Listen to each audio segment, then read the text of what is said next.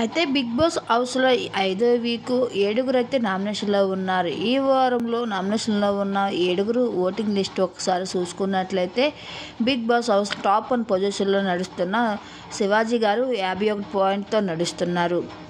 అలాగే రెండవ స్థానంలో యావర్ 12% ఓట్లతో నడుస్తున్నారు. అలాగే మూడో స్థానంలో ఇక అమర్ 7 స్థానం ఓట్లతో నడుస్తున్నారు. ఇక శుభశ్రీ కూడా 7 స్థానం ఓట్లతో నడుస్తున్నది.